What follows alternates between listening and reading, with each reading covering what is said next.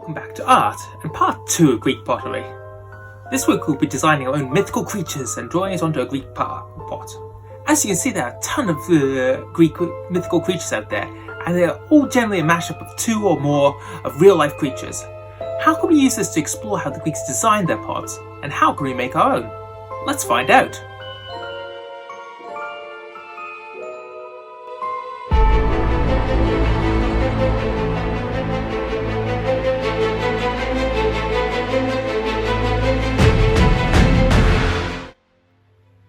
So, we're going to build on what we learned last time about Greek pottery and draw some of our own.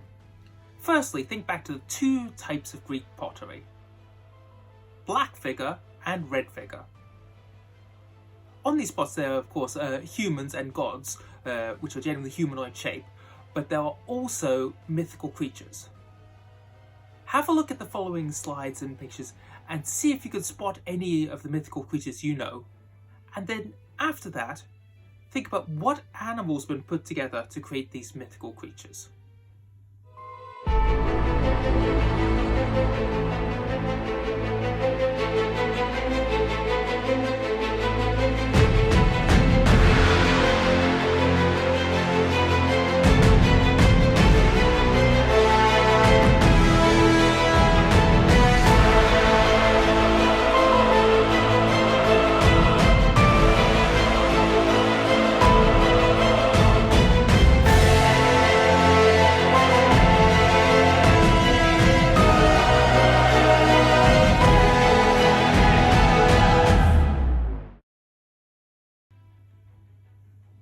Now it's your turn to create your own mythical creature. Use inspiration from the ones you've seen, or make your own. There's a link to an animal randomiser site below, so if you can't think of any, they'll put them together for you. However, as cute as a moose hamster would be, remember these creatures are generally scary and awe-inspiring rather than awe-inspiring. So you'll need a pen, a pencil, and paper.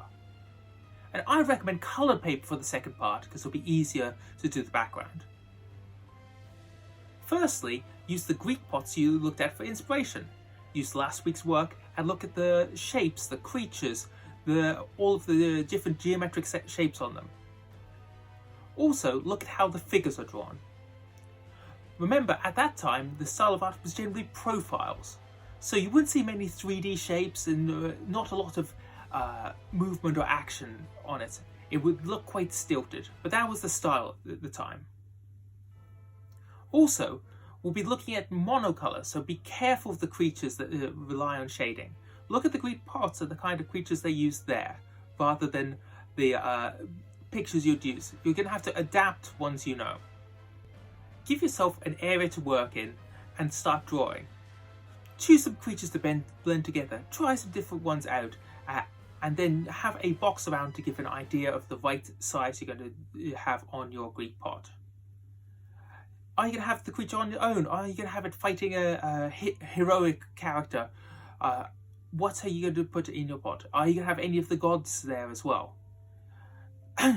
Don't worry if you make mistakes at this stage though, because this is just a draft. When you finish drawing, look at the size and how it will fit on the pot. On coloured paper, measure and draw out the pot shape. A lot of the pots, especially in Greek times, the balance was very important, so I measured out the middle of the pot and tried to draw a symmetrical side on each side. If you want, you could fold the paper in half and cut around the edge to have a perfect symmetrical pot. Then measure and draw out a top and bottom part so that you've got a place to add your patterns. You could do it around the side, you could do it any shape you want, but make sure you've got areas for the patterns you found last week. So then, get your pencil and start drawing out your creature. Again, for this part, don't worry about the mistakes if you're going to go over it in pen. Just have a go. If it doesn't look quite right, erase it and put it back in again. If you think, oh, I haven't got the perspective, I haven't got the size quite right, it's okay to do it again.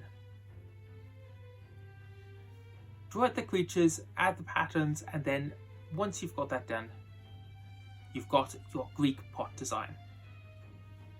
So you can finish here if you don't want a challenge. It looks great and you've achieved your task. However, the next part will make it look even better, but it is a bit difficult. We are going to be doing black figure pottery. So the back of the paper is going to be the colour of the pot, and the pictures you have are going to be in black. So what the difficult part about this is the lines between them. You're going to have to leave a gap to show the detail of your figure.